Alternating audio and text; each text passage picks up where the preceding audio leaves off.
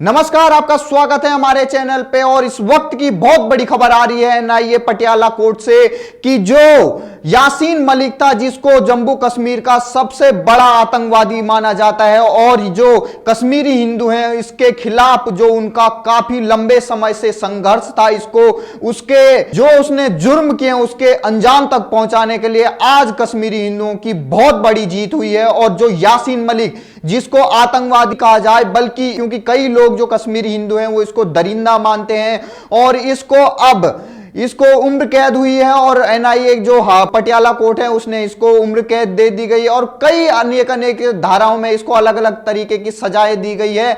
तो यह बहुत बड़ी बात है कि एक ही शख्स को दो अलग अलग धाराओं में उम्र कैद की सजा दी गई और बाकी अलग अलग 10 लाख से की ज्यादा की फाइन किया गया है।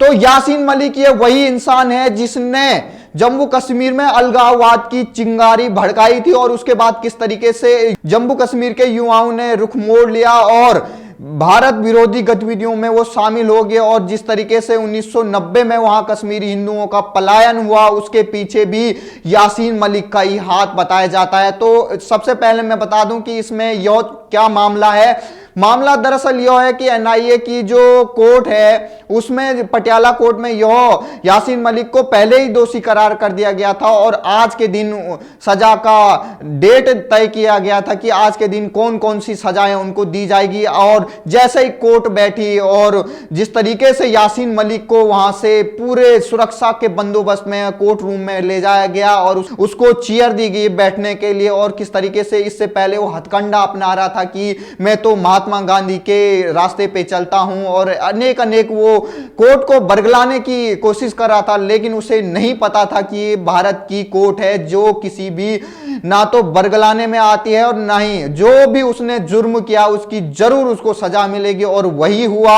जैसे ही 3 बजे यह मामला फैसला आने वाला था, लेकिन धीरे धीरे लेट होते गई, क्योंकि ये इतना संगीन बड़ा अपराधी है और ये इतना बड़ा आतंकवादी है, इसके लिए पूरी सुरक्षा इंतजाम किए गए। और जहां जम्मू कश्मीर में इसका परिवार रहता है और जहां इसके रिलेटिव रहते हैं, वहां किस तरीके से हंगामा किया जाता है और पथराव और आंसू गैस के गोले भी तक दागने पड़ रहे हैं। तो यह बहुत बड़ी बात है कि एक वो शख्स जिसने कश्मीरी हिंदुओं 5 लाख से ज्यादा कश्मीरी हिंदुओं को वहां से पलायन कराया हो, और बड़े बड़े ऑफिसर जो आपके जो एयरफोर्स के 4 बड़े ऑफिसर थे उनको इसने मौत के घाट उतारा। अभी तो उस पर फैसला आना बाकी है। वो जो केस है वो अभी चल ही रहा है और उसमें लग रहा है कि इसको फांसी की सजा जरूर होगी, क्योंकि इसने 4 बड़े आर्मी के जो एयरफोर्स के ऑफिसर उनको मौत के घाट उतारा था। दरअसल यह बात होती है कि इसने सबसे पहले जब ये स्टूडेंट विंग्स था जो कश्मीर का, उसने सबसे पहले इसने उसकी स्थापना की थी जम्मू कश्मीर के स्टूडेंट फ्रंट की, और उसके बाद इसने किस तरीके से जो JKLF है, जम्मू कश्मीर लिबरेशन फ्रंट, उसकी स्थापना की और उसको अलगाववाद का उसने जहर बोया वहां पर कश्मीर में 90 के दशक में। और उसके बाद किस तरीके से इससे जुड़ते गए वहां के युवा, और पाकिस्तान की सहायता से इसने वहां बिल्कुल हथियार उठाए खुद इसने, और इसने खुद माना है कि इसने कत्ले आम किया है। और अभी उस मामले में इसका फैसला आना बाकी है। लेकिन जो 2017 में मौत के घाट उतारा था बुरहान वानी को, उसके बाद किस तरीके से वहां पर 2017 के बाद वहां पर 1-1.5 साल तक वहां पर वो रहा था, पूरा वहां पर बंद रहा था, और किस तरीके से वहां पर चिंगारी भड़काई गई। उस मामले में टेरर फंडिंग के मामले में यह कार्रवाई की गई। इसमें ऊपा के तहत कार्रवाई की गई, UAPA के तहत, और विभिन्न धाराओं के अंतर्गत इसको दोषी करार दिया गया। और वहीं जो टेरर फंडिंग थी और देश के खिलाफ युद्ध छेड़ने की धाराएं और UAPA की धाराओं में, अलग अलग धाराओं में इसको पहले ही दोषी करार दिया गया था, और आज अनेक धाराओं में इसे अलग अलग सजा दी गई है। और 2 धाराएं, एक तो UAPA की सेक्शन 17 में इसको उम्र कैद दी गई है, और एक अलग जो देश के खिलाफ षड्यंत्र रचने की और टेरर फंडिंग के, उसमें इसको इंप्रिजनमेंट दिया गया है, लाइफ इंप्रिजनमेंट। और बाकी अलग अलग धाराओं में इसको लगभग 10 लाख से ज्यादा इस पर जुर्माना लगाया गया है। तो ये आज बहुत बड़ी जीत है उन लोगों की जिन्होंने अपने परिवार वालों को खोया, और ये बहुत बड़ी जीत है जम्मू कश्मीर के उन कश्मीरी पंडितों की, जिन्होंने अपने माँ बाप को खोया है, जिन्होंने अपनी बेटियों को खोया है, जिन्होंने खुद के परिवार को अपने सामने उजड़ते हुए देखा है, और उसके बाद वो किस तरीके से भारत में इतर बितर हो गए, और उसके बाद किसी सरकार ने, किसी केंद्र सरकार ने उनकी सहायता नहीं की। लेकिन आज लगभग 33 साल के बाद आज ये फैसला आना, उसको उम्र कैद हो जाना, ये बहुत बड़ी बात है। और ये नरेंद्र मोदी सरकार की सबसे बड़ी जीत है कि धारा 370 के बाद किस तरीके से जो वो लोग थे जिन्होंने वहां अलगाववाद उत्पन्न किया और जहां उन लोगों में वहां जहर बोया, उन लोगों को उनके असली ठिकाने तक पहुंचाना, और अभी ये उम्र कैद है। मैं आपको बता दूं, कई एक्सपर्टों की राय हमने इस पे ली है, और कई जो बड़े बड़े वकील हैं उन्होंने ये कहा है कि ये टेरर फंडिंग का मामला था।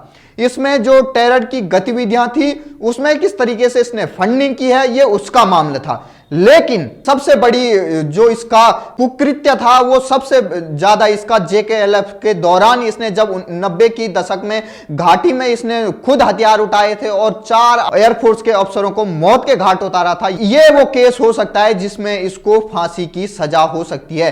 तो असली न्याय हुआ है आज, और सत्य की जीत हुई है। और जिस तरीके से हमारी न्याय प्रणाली है, एक न एक दिन दोषी को जरूर इसकी सजा देता। ये आज न्याय की जीत का दिन है, और इससे पूरे पाकिस्तान में हाहाकार मच चुका है। और पूरे पाकिस्तान के, चाहे वो अपोजिशन हो, इमरान खान हो, चाहे वहां के शहबाज शरीफ हो जो वहां के प्रधानमंत्री बने हुए हैं, उनमें खलबली मच गई है।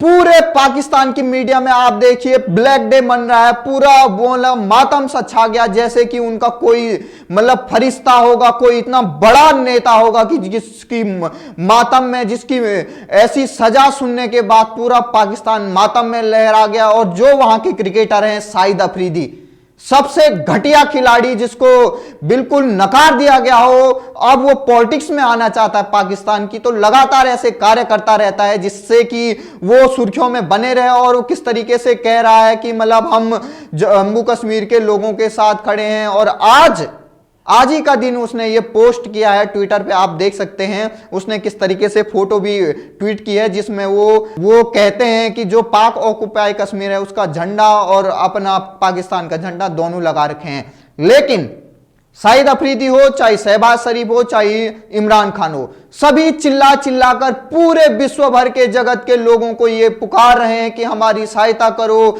इंडिया ने, पूरे भारत ने जो कश्मीर के लोगों के खिलाफ वो कर दिया है, इसके खिलाफ पूरे अंतर्राष्ट्रीय जगत को आना चाहिए और भारत को रोकना चाहिए। तो मैं आपको बता दूं, पाकिस्तान के जितने भी लोग हैं, भारत बिल्कुल मजबूत हो गया है कि किसी विश्व के देश में इतनी ताकत नहीं है कि वो भारत के अंदरूनी मामलों में दखल दे सके। तो ये जो उनके ख्वाब, हसीन सपने हैं कि अंतर्राष्ट्रीय मीडिया या अंतर्राष्ट्रीय जगत भारत के खिलाफ होगा और यासीन मलिक को बचा लेगा, उसको अब बचाने वाला कोई नहीं है। उसको अब फांसी होके रहेगी। इस मामले में ना सही, अगले मामले में जो 4 एयरफोर्स के अफसर को उसने मौत के घाट उतारा था, उस मामले में जरूर इसको फांसी होगी। NIA के जो वकील थे, उन्होंने जब इस फैसला आने के बाद जब वो बाहर आए तो उन्होंने मीडिया से ये कहा कि जरूर हम मतलब इससे ये संकेत जाएगा कि जो लोगों ने ऐसे कुकृत्य किए हैं उनको ऐसे सजा मिलेगी। लेकिन NIA के सूत्रों से हमें ये जानकारी मिल रही है कि NIA इसको अब हाई कोर्ट में चुनौती देगी, दिल्ली हाई कोर्ट में। और जरूर वो उनकी जो मांग थी, अभी भी जो NIA कोर्ट में उनकी मांग थी पटियाला में कि इसको फांसी दी जाए, अब उसके लिए वो अब हाई कोर्ट का रुख कर सकते हैं और ऊपरी अदालत में वो चुनौती दे सकते हैं इस फैसले को सजा ज्यादा से ज्यादा कराने के लिए और फांसी की जो मैक्सिमम सजा है उस तक पहुंचाने के लिए। तो वहीं मैं आपको ये बता दूं कि अमित शाह ने एक रणनीति बनाई है किस तरीके से जो जम्मू कश्मीर है वहां पर जो ये लोग थे जो अलगाववादी थे, ये अलगाववादी का जो चेहरा नकाब बनाए हुए थे, इनको टेररिस्ट घोषित करके किस तरीके से इनके जो काम किए थे इन्होंने, इनको सही जगह पहुंचाना। एक को तो अब यासीन मलिक को किस तरीके से उम्र कैद हो चुकी है और अब जो चाहे बिट्टा कराटे हो चाहे वो अलग अलग जो अलगाववादी नेता थे उनको ठिकाने तक पहुंचाना है। जिस तरीके से ये फैसला जैसे ही आया, जम्मू कश्मीर के जो बड़े नेता हैं महबूबा मुफ्ती, फारूक अब्दुल्ला, उमर अब्दुल्ला, सब में हड़कंप मच चुका है। हड़कंप मचना भी था क्योंकि इनका जो सियासी जो जो इनको पावर देते हैं, जो इनको पैसे देते हैं, जिनके दम पे ये राजनीति करते हैं, उनका जो सबसे बड़ा सरगना है वो अब उम्र कैद की सजा काटेगा, जेल के अंदर रहेगा।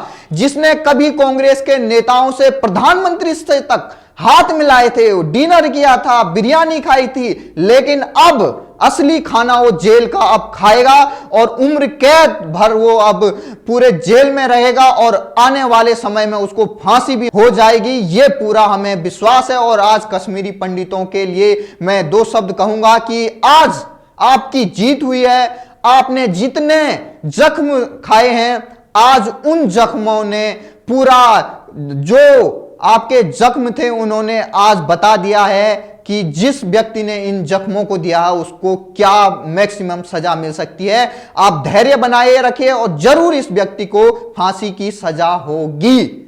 और जो ये गुपकार गैंग है, इसको मुंह तोड़ जवाब मिलेगा जब इस यासीन मलिक को फांसी की सजा होगी।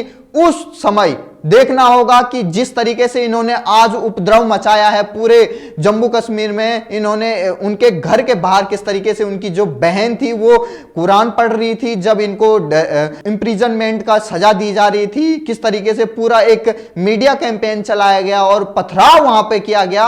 अब जब इसको फांसी की सजा होगी आने वाले केसों में, तब देखते हैं कि क्या होता है इन गुपकार गैंग वालों का। तो तब तक आप बने रहिए हमारे साथ। नमस्कार।